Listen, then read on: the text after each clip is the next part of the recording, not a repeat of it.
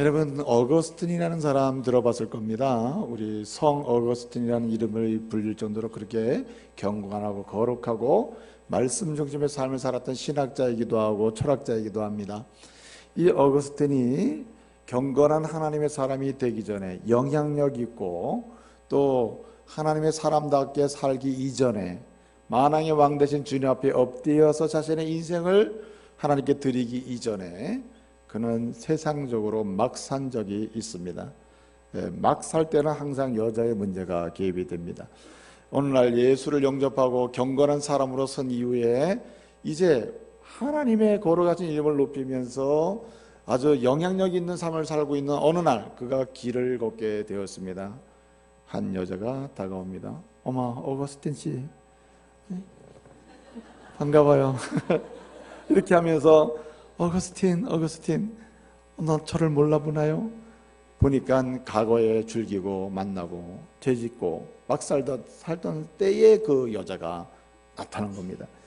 어거스틴이 얼마나 당황스럽고 정말 하나님 앞에 부끄러운지 어떻게 할 수가 없는 겁니다.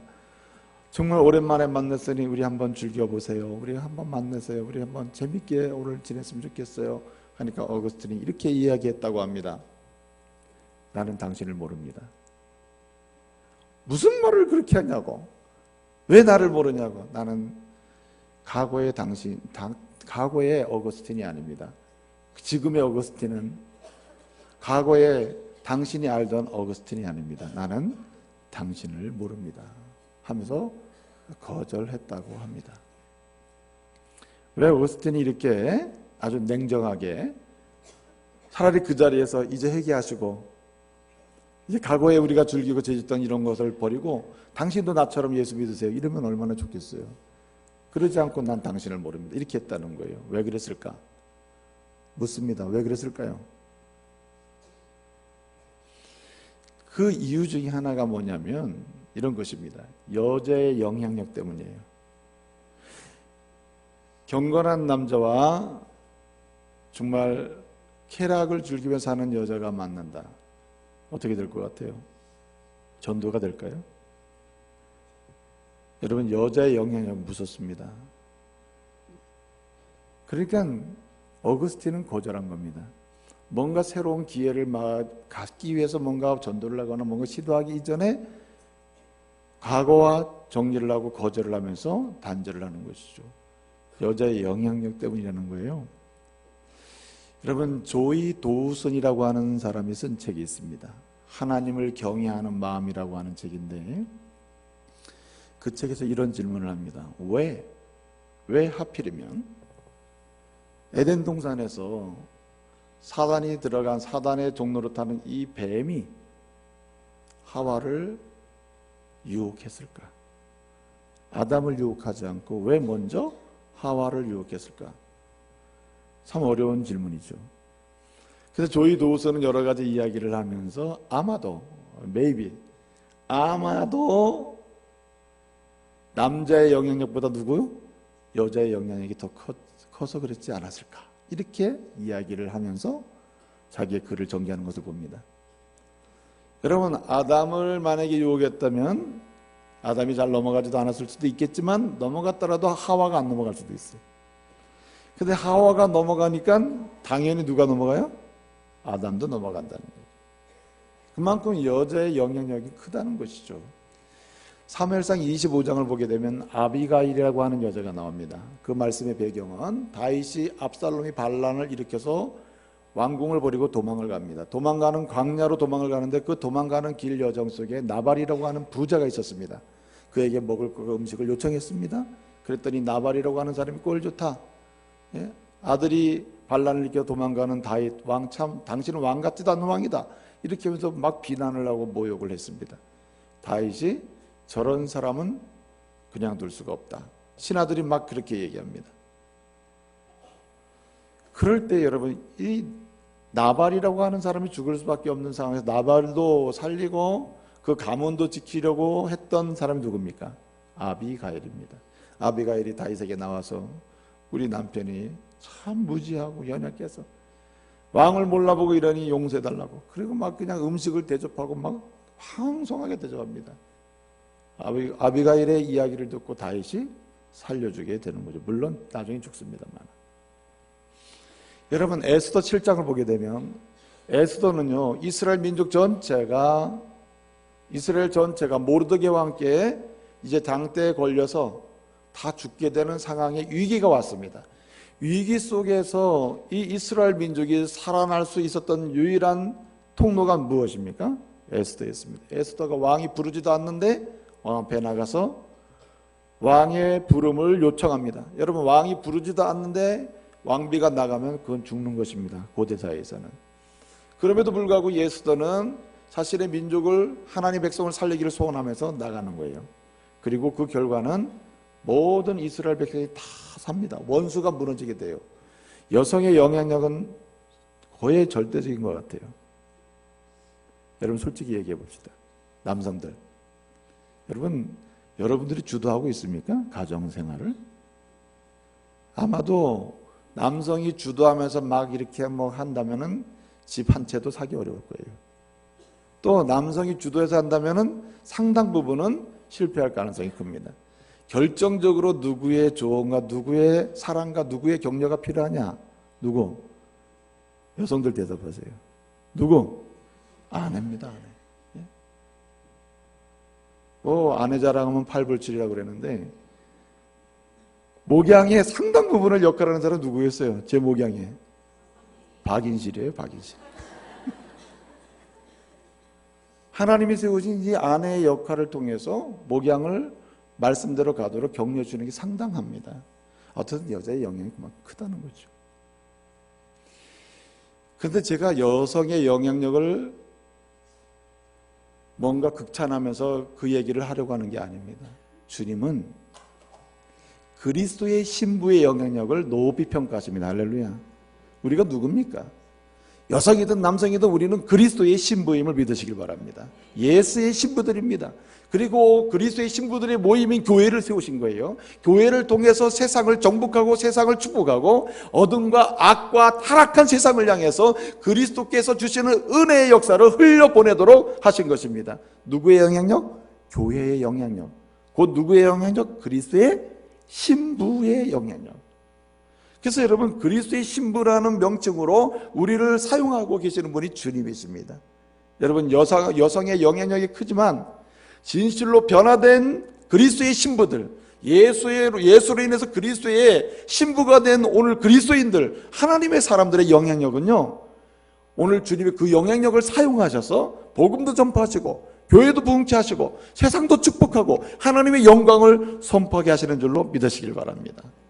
여러분, 그리스도의 신부인 하나님의 백성의 영향력을 주님이 지금도 사용하시기를 기뻐하시고 사용하기를 원하시고 지금까지 사용하신 줄로 믿으시길 바랍니다. 여러분, 하나님의 사람이 누구입니까? 그리스도의 신부인 성도가 어떤 사람입니까? 성도는 하루하루를 살면서 은혜로 사는 사람이에요. 눈 뜨는 순간부터 잠자는 그 순간까지도 하나님의 은혜와 하나님의 기적과 하나님의 이적의 역사로 생존하고 호흡하면서 살아가는 사람들이 곧 성도입니다. 그렇기 때문에 진정으로 기쁨과 감격에 찬 성도, 하나님을 높이고 하나님의 영광을 선포하고 세상을 축복하고 세상을 향한 하나님의 축복의 통로로 사용되면서 당차게 성도답게 남은 자답게 살아가는 사람은 어떤 사람이냐? 날마다 하나님이 예비하시고 하나님이 주시는 이적과 기적과 은혜를 경험하면서, 그래서 그 은혜에 감격해서 하나님을 높여드리고 전능하신 주님을 선포하고 구속하신 주님을 세상 속에 선포하면서 세상을 축복하면서 사는 사람들이에요. 그 사람이 누구냐? 진정한 성도요, 진정한 하나님의 백성이요, 그리스도의 신부인 것입니다. 그래서 여러분, 오늘 이 시대에 교인은 많지만 진정으로 그리스도의 신부로서 신부답게 사는 사람은 많지가 않아요. 성도는 많지만 성도답게 사는 사람은 많지 않습니다. 한마디로 은혜를 맛보고 은혜를 받으며 하나님이 베푸시는 기적의 역사를 체험하면서 이적의 역사를 체험하면서 하나님이 베푸시는 은혜를 끊임없이 경험하고 인식하고 그리고 그 은혜를 체험하면서 하나님을 높여드리고 세상을 축복하면서 사는 그리스도인이 많지 않다는 거예요. 주님은 오늘 그리스도의 신부로서 그리스도의 신부로 살아가면서 신부답게 살면서 하나님의 영광을 선포하고 그 은혜를 세상 속에 나눠주면서 축복하는 성도가 되기를 원하시는 것입니다. 그래서 가장 중요한 시작이 무엇입니까? 주님이 주시는 은혜를 경험할 줄 알아야 돼요. 주님이 우리를 위해서 예배하시는 기적을 체험할 줄 알아야 됩니다. 주님이 우리를 위해서 예배하시고 날마다 예배하시는 이적을 경험하며 살아야 되는 거예요. 주님이 베푸시는 은총을 때마다 시마다 누리고 경험하고 체험하면서 사는 성도가 되어야 하는 것입니다. 이런 사람을 가르쳐서 구약 성경은 남은 자라고 합니다. 여러분, 교인은 많지만 정말 남은 교인이 있다니까요. 성도는 많지만 성도답게 사는 남은 성도가 있다니까요. 참으로 하나님의 백성은 많지만 백성다운 남은 자가 따로 있다 이 말이죠. 그래서 여러분, 오늘 이 시대의 이단들을 보게 되면 이단들 중에는 남은 자, 요 남은 자라는 요 개념으로 자신들을 특별하게 취급하면서 다른 성도로, 다른 교회 성도들을 구원받지 못한 자로 그렇게 이야기하면서 우리에게 와야 구원받는다 이렇게 말하는 사람들이 많습니다. 그래서 이단들 중에는 남은 자, 렘넌트라고 하는 이 남은 자라고 하는 단어를 너무나 즐겨 쓰면서 기존의 교회들이나 성도들을 무시하고 거긴 구원이 없다고 잘못된 이단교리를 가는 그런 이단들이 아주 많습니다. 그렇기 때문에 우리는 이렇게 남은 자 교리를 가지고 이단이 나오는 이런 시대에 우리야말로 진정으로 남은 자다운 남은 자, 남은 자답게 살아가는 남은 자, 하나님의 기적도 체험하고 예배하신 이적도 맛보고 베푸시는 은혜와 은총도 체험하면서 살아가는 이 시대의 진정한 성도로서의 남은 자, 그리스도의 신부로서 남은 자, 끝까지 하나님의 은혜를 세상 속에 흘려보는 축복의 통로로서의 남은 자가 될 줄로 믿습니다. 그렇게 되어야 하는 것이에요. 오늘 우리가 4장을 읽었잖아요. 3장은 이스라엘의 왕들이 두 종류가 있음을 보여줍니다. 첫째 왕은 뭐냐면은 하나님이 세우신 왕이지만은 은혜를 모르고 은총을 모르고 하나님 베푸시는 이적과 기적을 경험하지 못하며 살기 때문에 하나님께 영광도 돌리지 못하고 자신에게 맡겨진 백성도 축복하지 못하고 사는 사람, 그런 왕이 있다 이 말이죠. 또 한 부류의 왕은 하나님의 은혜를 은혜로 알고 은총을 은총으로 경험하고 이적을 이적으로 기적을 기적으로 경험하면서 하나님을 높여드리고 백성을 축복하며 존재했던 왕들이 있다 이 말이죠. 이게 3장의 이야기입니다. 그런데 이 4장에 넘어와서는 그 이야기가 좀 바뀌어요. 한마디로 그리스도의 신부들에 관한 이야기입니다. 저와 여러분처럼 평범하게 예수 그리스도로 인하여 구원받고 하나님의 자녀로 살아가는 평범한 성도로서의 모습, 진정으로 남은 자답게 사는 진정한 평범한 성도가 어떤 자인지를 보여줍니다. 여러분, 그래서 4장을 보게 되면요, 4장에는 5가지 기적이 나옵니다. 첫째는 오늘 우리가 읽은 본문 말씀인데 한마디로 기름 기적, 두 번째는 등남 기적, 아들 못 낳은 사람이 아들 낳는 기적, 세 번째는 이 낳은 아들이 머리야 아프다 그러다가 죽었습니다. 그래서 무슨 기적이 나오죠? 부활 기적이 나와요. 부활 기적.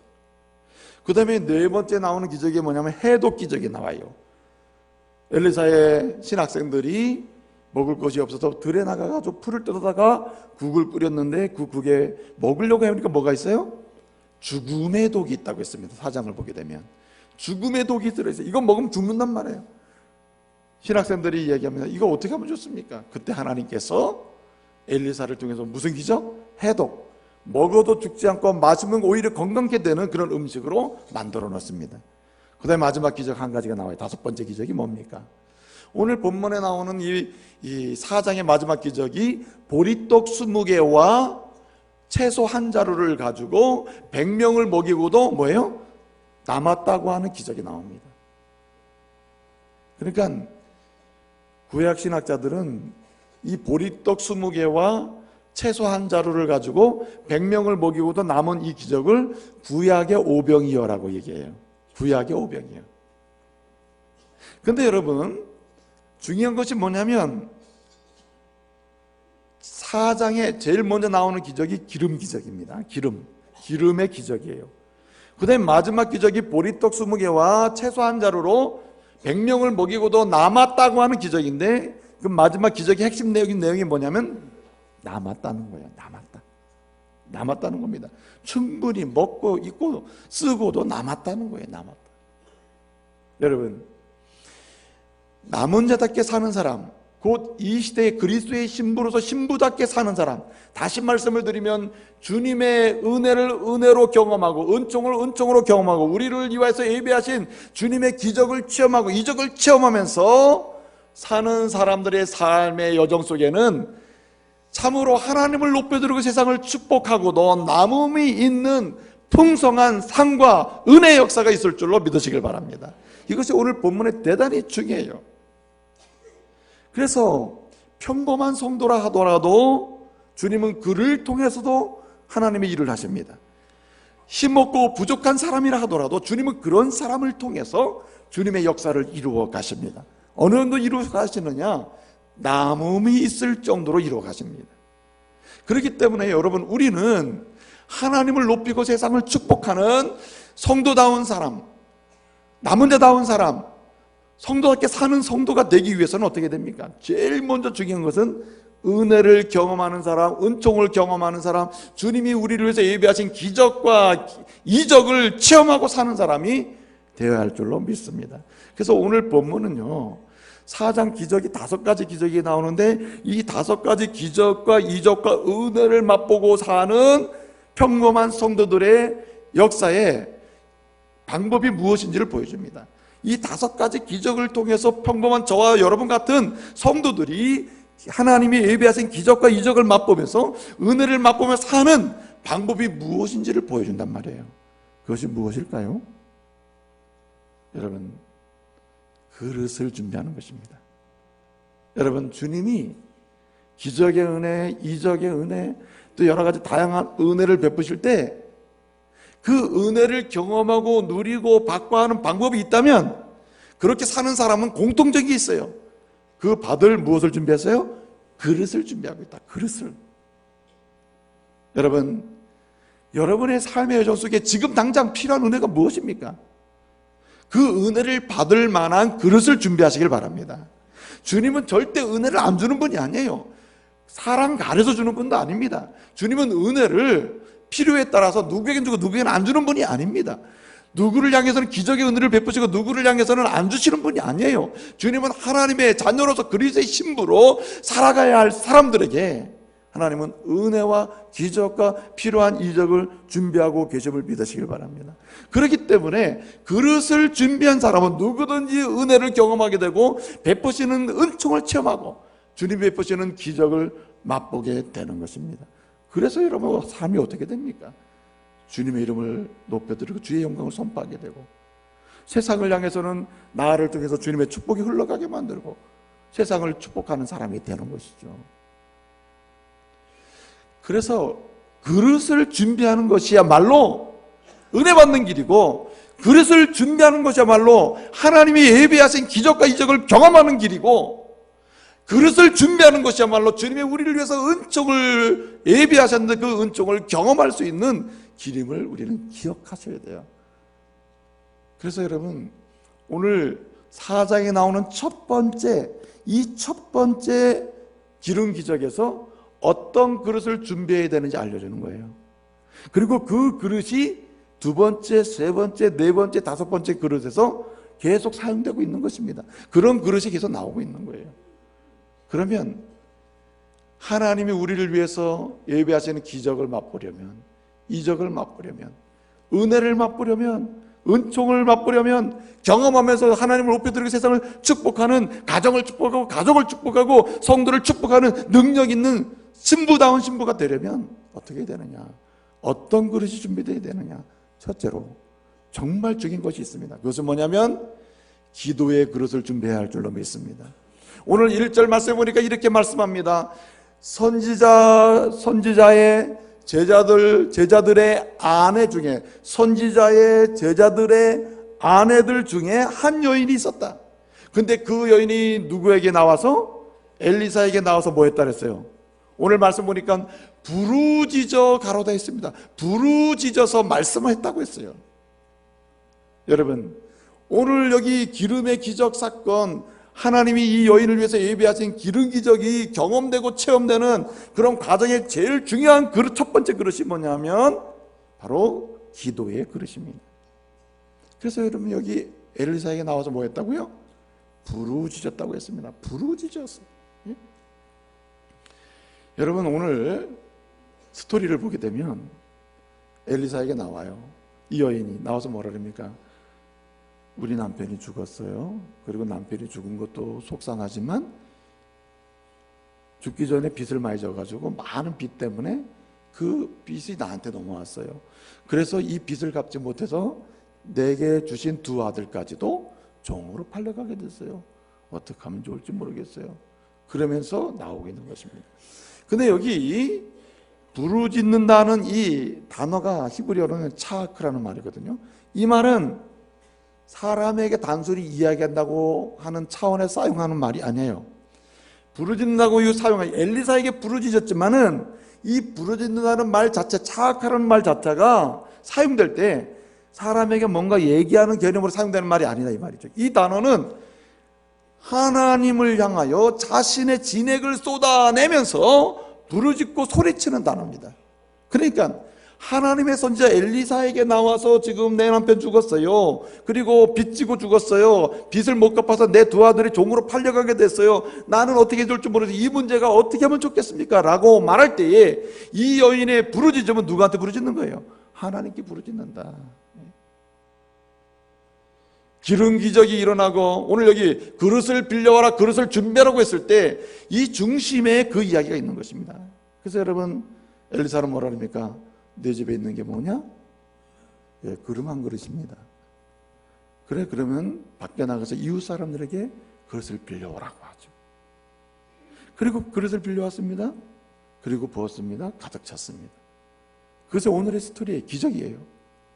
그래서 여기 그릇을 빌려오라, 그릇을 준비하라는 것은 단순히 그릇을 빌려오는 이 차원의 문제가 아니라 이것을 시사하는 아주 중요한 의미는 뭐냐면 하나님이 필요로 하는 그릇이 뭔지를 보여주고 있는 거예요. 실제로 그릇을 빌려왔습니다. 이 그릇을 빌려오는 과정 속에 이 여인이 지금 보여주는 그릇이 뭐냐면 기도의 그릇이라. 여러분 이 여인이 엘리사에게 나가가지고 하나님을 향해서 부르짖습니다. 부르짖을 때 엘리사 선생님, 아까 말씀드렸듯이 내 남편 죽었어요. 그리고 빚 졌어요. 많은 빚 때문에 내 아들 종으로 팔려가게 됐어요. 어떻게 하면 좋을까요? 이렇게 하지 않았다는 거예요. 엘리사에게 나와가지고 이 여인은 뭐라고 합니까? 내 남편이 죽었어요. 내 남편은 그냥 막 살던 사람이 아니에요. 당신의 종으로, 주님의 종으로, 여호와의 종으로, 여호와를 경외하며 살던 사람이에요. 그런데 이게 뭡니까? 그런데 하물며 또 여기다가 빚까지 졌어요. 빚을 갚지 못해서 내가 지금 어찌할 줄 모르고 내 두 아들까지 좀 팔려가게 됐어요. 어떻게 하면 좋습니까? 어떻게 하면 좋습니까? 이렇게 소리치는 거예요. 여러분 이 차크라는 말이 제가 이 정도 소리쳐서 잊었는데 이 정도는 더 뛰어넘는 말입니다. 한여름에요. 작년에도 그런 적이 있었는데 한여름에 천둥 소리 들어보셨습니까? 작년에도 몇 번 쳤는데요. 방 안에 있는데도요, 막 어두컴컴한 상태로 천둥을 치니까 막 그랑 소리 나면서 막 집이 울릴 정도란 말이에요. 예? 그런데 여기 차크, 하나님을 향하여 자신의 진액을 다 쏟아내듯이 막 소리쳐서 당신만이 이 문제를 해결할 수 있는 유일한 분입니다. 하나님께 의탁하면서 부르짖는 소리는 천둥 소리 울리듯이 그렇게 부르짖는다는 말이에요. 여러분 진액을 다 빼내듯이 자신의 마음을 다 토해내면서 기도한 적이 있습니까? 그분에게 기적이 있을 줄로 믿습니다. 그 심령을 다 토해내면서 소리를 질러서 천둥 소리보다 더 큰 소리로, 간절한 소리로, 그 마음에 울려 퍼지는 강렬한 영혼의 외침으로 주님을 향해서 주님이 이 문제를 해결할 수 있는 유일한 분입니다. 주님이 이 문제를 풀 수 있습니다. 주님이 나의 문제를 해결할 수 있습니다. 그렇게 기도한 적이 있냔 말이에요. 주님은 소리치고 눈물로 영혼의 웅장한 소리로 놀라게 만드는 소리로 외치는 자의 소리, 그 기도의 그릇에 응답으로, 은혜로, 기적으로, 이적으로 베푸실 줄로 믿습니다. 여러분, 육체의 질병 때문에 내 인생 진짜 망치구나, 그렇게 탕식할 것이 아니라 이 모든 육체의 연약함의 모든 짐을 다 진액을 쏟아서 주님 앞에 내려놓고 부르짖을 때 주님은 치유하십니다. 역사가 일어나는 거예요.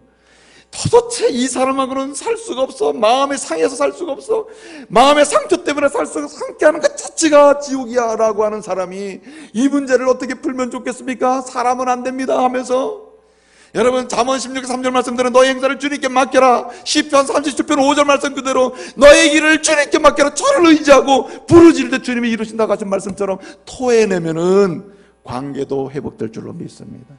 풀려지게 되는 거예요. 오늘 말씀 보게 되면 엘리사가 말합니다. 너는 그릇을 빌려와라. 그리고 그 그릇을 방 안에 들여놓고 문 닫고 들어가서 그 남은 기름 한 그릇에 그 남아있는 거를 버라 거기다가.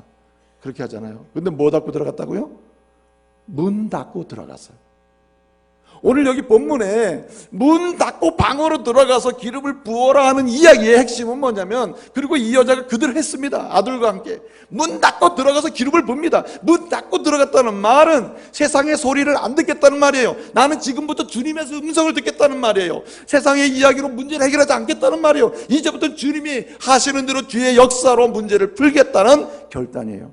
은밀한 기도입니다. 마태복음 6장 6절에 보게 되면요, 주님 말씀하십니다. 내가 기도할 때에 여러 기도할 수 있지만 네 골방에 들어가서 은밀하게 기도하라. 은밀한 중에 계신 하나님께서 반드시 뭐 하시리라?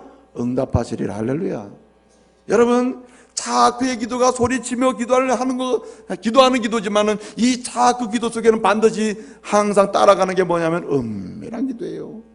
성령의 감동하심을 힘입어서 성령님의 은혜를 사모하면서 예수의 이름을 통하여 성부 하나님께 마음껏 간구하는 그 하나님과 교통하는 기도, 내 마음은 하나님이 하신다면서 성령을 의지해서 기도하는 간절한 간구, 그 기도에 주님은 예배하신 치료의 기적으로, 때로는 열림의 기적으로, 때로는 강함의 기적으로, 때로는 붙잡아주는 기적으로 허락하실 줄로 믿습니다.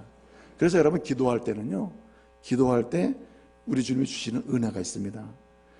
이렇게 그의 기도, 부르짖음으로 그냥 진액을 토해내는 기도를 하고요, 그리고 성령을 의지해서 그냥 한 성부 하나님과 그냥 긴밀하게 교제하면서 주님의 말씀을 들으면서 기도하는 이 사람은 뭘 보는 은혜를 받냐면요, 내게 있는 것이 무엇인지 보는 은혜를 받아요. 사람이 문제가 생기거나 삶을 살아갈 때 꼭 없는 것만 본다니까요. 없는 거. 있는 게 안 보여요. 있는 게. 그나마 있는 게 뭔지가 보이질 않아요. 그것이 별로 힘이 없다고 생각해요. 근데 기도하는 사람에게는 없는 게 보이기 전에 뭐가 보여요? 내게 있는 게 보인다는 거예요. 그래 묻잖아요, 엘리사가. 내게 있는 게 무엇이냐? 내 집에 있는 게 뭐냐? 그랬더니 이 여인이 하는 말이 재밌습니다. 그전에는 별로 생각도 안 했는데 있긴 있어요. 뭐가 있어요? 기름 한 그릇이 있습니다. 그런데 이렇게 얘기했습니까? 아니죠. 기름 한 그릇 밖에 없습니다. 자, 부정적이면 긍정적입니까? 예? 이걸 긍정이라면 안 되죠. 있긴 있어. 지금 생각해보니까 있긴 있어요. 기름 한 그릇이. 그런데 기름 한 그릇 밖에 없어. 별거 아니다 이거예요. 별거 아니다. 그런데 여러분, 놀라운 건 보세요. 엘리사와 더불어서 하나님을 향해서 부르짖는 것 같고 기도하는 가운데 뭘 발견합니까? 이 내게 있는 것이 보통 것이 아니다. 기름밖에 없는 거, 이거 별 볼 일 없는 것처럼 보던 눈이 바뀌어요. 그래서 볼 것을 보게 만든다니까요. 가치 있는 것으로 보게 만들어요. 아, 내게 있는 거 이거 하나님 주신 것인데 지금까지는 별 볼 일 없고 아무것도 아닌 줄 알았더니, 와, 그렇구나, 이거 진짜구나, 하나님이 이것을 통해서 하나님의 기적을 베푸시겠구나. 할렐루야. 여러분에게 주신 것 별 볼 일 없는 것이 기도하는 가운데 보면 가치 있게 보이기 시작해요. 하나님이 이것을 통해서 어떻게 나를 축복하시고 나를 향해서 어떤 은혜를 베푸실지 기대하는 은혜를 주실 줄로 믿습니다. 그래서 기도하는 사람은요, 없는 것만 봐가지고 나는 이것도 없고 저것도, 그래 난 아무것도 아니야, 이렇게 낭망하는 사람이 아니에요. 기도하는 사람은 볼 것을 보므로서 그것을 통해서 하나님 주실 은혜까지도 기대하게 만드는 줄로 믿습니다. 바로 그런 것입니다. 그래서 여러분, 은혜는 누가 받는가? 기도의 그릇이 항상 준비된 사람이. 여러분, 부탁드립니다. 20 비전 특세가 뭡니까? 20일 동안 자녀를 위해서 내 삶의 문제를 놓고 기도의 제목들을 꺼내놓고 이 세상에서 풀 수 없는 인생의 문제까지도 다 주님 앞에 정리해서 내놓고 뭐 하는 겁니까? 자꾸 부르짖으면서 문 닫고 세상과 담을 쌓고 세상의 소리를 듣지 아니하고 세상 방법 찾지 않고 세상 지혜 찾지 않고 하나님과 긴밀하게 기도하면서 하나님의 응답을 기다리는 역사가 아니겠어요? 여러분, 사모하면서 준비하시길 바랍니다. 여러분, 자크의 기도와 은밀한 기도로 주님 앞에 나갈 때 주님은 여기에 반드시 역사하시는 거예요. 또 하나의 그릇을 준비해야 합니다. 기도할 때 주님은 말씀을 듣게 하십니다. 말씀이 생각나게 하세요. 주의 말씀이 지금까지는 듣긴 들었지만 드러났던 말씀이 생각나고 그 말씀이 다시 들려오게 만들어요. 그럴 때 여러분, 우리는 무슨 그릇을 준비해야 되느냐? 따라합시다. 순종의 그릇. 말씀 순종의 그릇을 준비해야 하는 것입니다. 오늘 여기 말씀 보세요. 엘리사가 이렇게 얘기합니다. 이 여인이 자꾸 하나님을 향해서 선지자 앞에서 부르짖을 때에 하나님은 선지자를 통해서 말씀해 주셔요. 내 집에 있는 게 뭐냐? 듣게 하십니다. 기름 한 그릇밖에 없습니다. 그래? 그러면 집 밖으로 나가서, 집 밖에 나가서 뭐 하라고요? 그릇을 빌려오라래요. 그릇을 빌리되 어떻게 빌리라 했습니까? 조금 빌리지 말고 많이 빌려라고. 빌릴 수 있는 데가 다 빌리라고 했어요. 이 여인이 엘리사에게 이 말을 듣고 집으로 옵니다. 두 아들이 기다리고 있겠죠? 두 아들이 뭐라 그랬을까요? 어머니, 우리가 지금 종으로 팔려가게 됐고 이제 아무것도 없는데 엘리 선생님을 찾아가서 하나님께 기도하고 왔는데 도대체 뭐 하나님이 엘리사 선생님을 통해서 혹시 돈을 주셨나요? 빚 갚을 수 있게 뭐 해주셨나요? 물었겠죠. 그랬더니 엄마가 대답했겠죠. 하나님이 선지자를 통해서 주신 말씀은 딱 하나야. 집 밖에 가서 모든 이웃들에게 뭐 빌려와라? 그릇 준비하래, 그릇. 이 아들이 생각할 때 뭐 어떻게 했어요? 두 아들이. 어머니, 그 선지자 사기치는 거 아니야? 이럴 수도 있겠죠. 아니, 지금 우리가 그릇을 빌려봐야 부을 것이 있다면 기름 한 병밖에 없는데 어떻게 그릇을 다 빌려오라고 합니까? 이 사람들이 우리 보고 욕하지 않겠어요? 뭐 하려고 그러냐고 물으면서 말이죠. 그럴 수도 있었음에도 불구하고 이 여인도 두 아들도 어떻게 해요? 순종하는 것입니다. 이성적으로 이해가 안 될 수도 있어요. 합리적이지도 않아요. 사람들이 봐도 비난거리가 될 수 있어요. 사람들이 비난을 하든 합리적이지 않든 이성적이지 않든 하나님이 말씀인 거로 우리는 뭐 한다고요? 순종한다. 할렐루야. 그래서 말씀을 받고 말씀 속으로 들어갈 때에 하나님 말씀을 통해서 예비하신 은혜와 기적을 주실 줄로 믿습니다. 여러분, 예레미야 23장 29절을 보면요, 그런 말씀이 있습니다. 여호와의 말씀이니라. 내 말이 불같지 아니하냐? 내 말이 불같지 아니하냐? 내 말이 반석을 바위를 부숴버리는 방망이 같지 아니하냐? 무슨 말인지 이해가 되십니까? 말씀에 순종하면 말씀의 능력이 들어와서, 예? 어쩌면 바위처럼 굳어져 있는 내 마음, 내 육체 속에 있는 암덩어리도 파괴해버려. 할렐루야. 내 심령 속에 있는 굳어진 마음, 상처난 마음, 갈라진 마음, 원한과 분노의 마음도 주님이 말씀의 방망이로 부숴버려요. 기적이 일어나요. 여러분, 도저히 괴로워서 견딜 수 없는 이 죄악의 덩어리들이 주의 말씀을 해서 순종의 그릇을 펼쳐놓으면은 말씀이 들어와서 이 말씀의 능력이 우리의 죄악의 덩어리를 불태워버릴 줄로 믿으시길 바랍니다. 어떤 사람은 다 잊어도 이것만큼은 잊을 수 없다고 하는 사람이 있어요.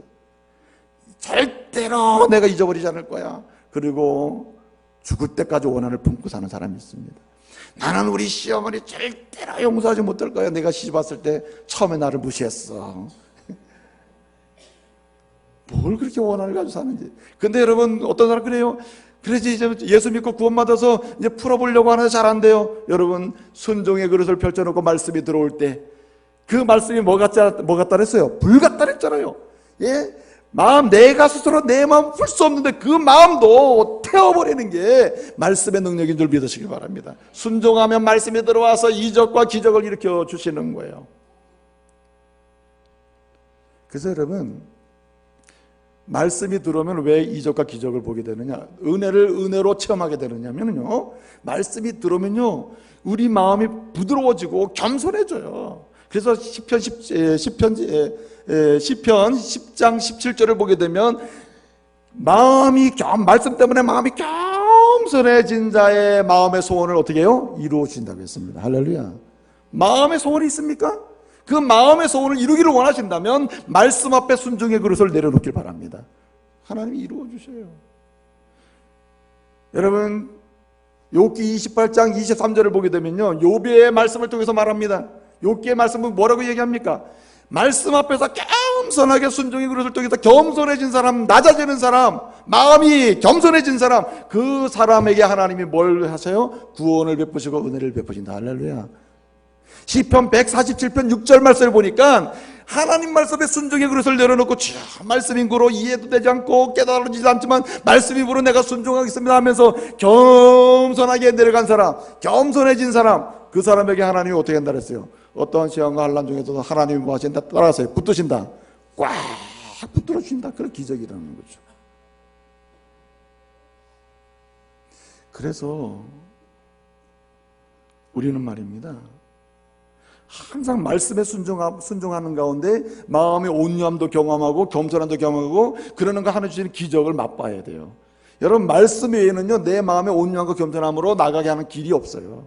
그래서 말씀 앞에 싹 순종하면요 심령이 온유해지고 겸손해져요. 여러분, 우리 예수님은 누구래요? 나는 내가 꼭 길에 진리요. 내가 말씀이다. 주님이 말씀이 육신이 되어 우리 가운데 거하신 분이 예수님이에요. 그러므로 예수님 앞에서 예수님을 마음에 모시고 그분 앞에 순종하면 어떻게 되겠어요? 우리가 온유해져요. 그래서 기적을 보게 됩니다. 이런 이야기가 있어요. 소형 비행기가 이제 쫙 비행을 합니다. 거기 4명이 탔답니다. 근데 갑자기 이 비행기 문제가 생겨서 폭발 위기에 빠졌어요. 그래서 낙하산을 타고 4명이 뛰어내려야 됩니다. 근데 낙하산은 3개밖에 없다는 겁니다. 거기 타신 분이 욕심 많은 사람 한 사람, 그리고 과학자 한 사람, 어떤 어린아이 1명, 그런 목사님 4명이 탔답니다. 거기 타신 목사님은 경건한 목사님이셨나 봐. 그래가지고 누가 그러면 먼저 뛰어내릴 거냐, 그랬더니 그냥 어떤 욕심 많은 사람이 나는 집에 가야 된다고, 나는 살아야 된다고, 그러면서 그냥 낙하산 하나 있던 걸 타고 그냥 내린 겁니다. 뛰어내린 거예요. 두 번째 이렇게 연락을 받고 막 과학자도 이제 하는 거예요. 과학자가 나는 과학자입니다. 앞으로 우리 조국을 위해서 기여할 게 많은 사람입니다. 그러면서 그냥 낙하산 가방을 들고 그냥 튀어내리는 거예요. 낙하산이 하나 남았어요. 목사님이 얘기합니다. 얘야, 나는 할 일도 많이 했고 이제 하나님 앞에 가도 나는 정말 그것이 내 소망이었다. 그러니 너는 앞으로 살아서 하나님께 영광 돌리면서 멋있게 살아야 되지 않느냐. 네가 이 가지고 내리라고. 그래서 이 소년이 얘기를 하는 겁니다. 목사님 여기 낙하산이 2개가 있어요. 아니 그게 왜 2개냐? 아까 과학자가 가지고 떼어내린 건 제 유치원 가방입니다.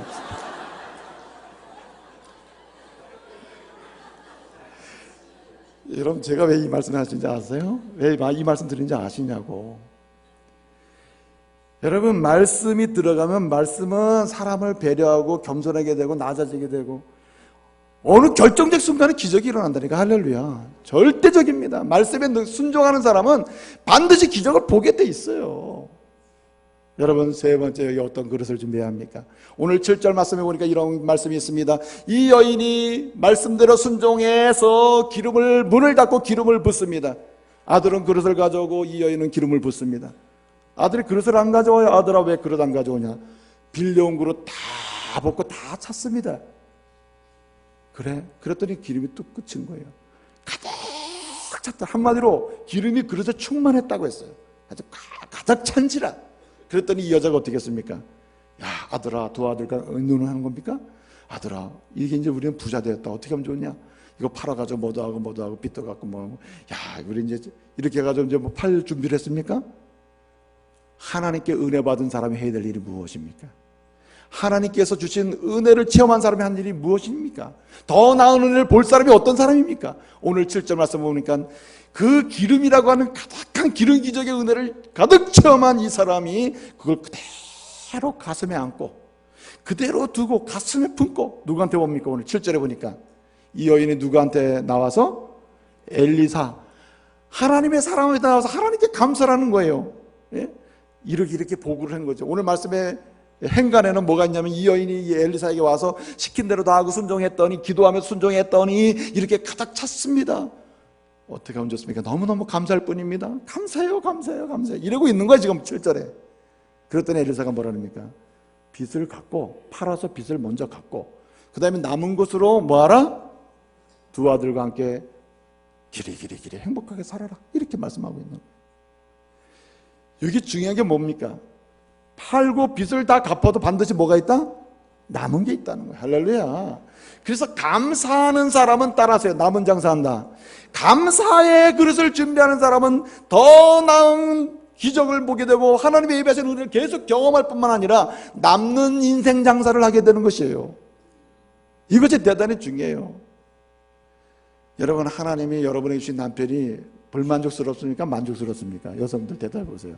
다 같이 따라하세요. 만족스럽다. 이 대답이 뭐 이렇게 현찮아서 안 되죠. 사실 하나님이 여러분에게 주신 남편이 아주 만족스러워야 돼요. 남자들 생각해 보세요. 하나님이 여러분에게 주시는 아내가 이 만족스러워야 됩니다. 여러분 생각이 어떻습니까? 다 같이.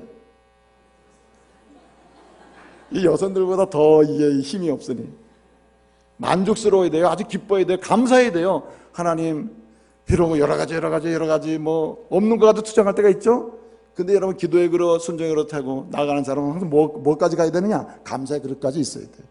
하나님 은혜를 베푸신다니. 하나님, 지금까지 이러고 저러고 했어도 그래도 하나님 주신 아내밖에 없으면 이래야지. 지금까지 이렇게 아우, 과거에 첫 번째 여자랑 했어야 되는데 뭐 이렇게 하면 이건 곤란하다 이거지. 네? 또 우리 남편 생각에 하나님, 우리 남편이 뭐 여러 가지 진짜 막 스트레스 받아요. 여러 가지 이야기를 했다 칩시다. 그렇다 치더라도 하나님, 내게 주신 남편이 최고입니다. 할렐루야. 이렇게 감사의 자리에 감사의 그릇을 펼쳐놔야지 그 다음에 은혜가 온다. 그 다음에 은혜가. 여러분, 한 동네에 아주 재미나게 사는 두 가정이 살았는데 어느 날 여자가 들어와서 남편한테 막 항의를 하는 거예요. 여보, 어떻게 그럴 수 있냐고. 왜 그러냐.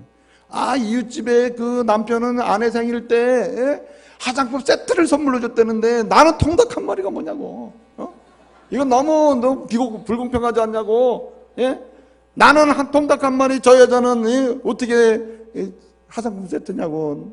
내가 저 여자보다 못하냐고.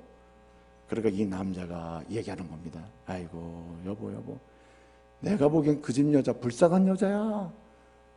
왜 그러냐고. 무슨 소리를 그렇게 했냐고. 화장품 세트까지 받았는데. 그러니까 이 남자가 하는 말이, 얼마나 못생겼다면 화장품 세트를 선물 받냐고.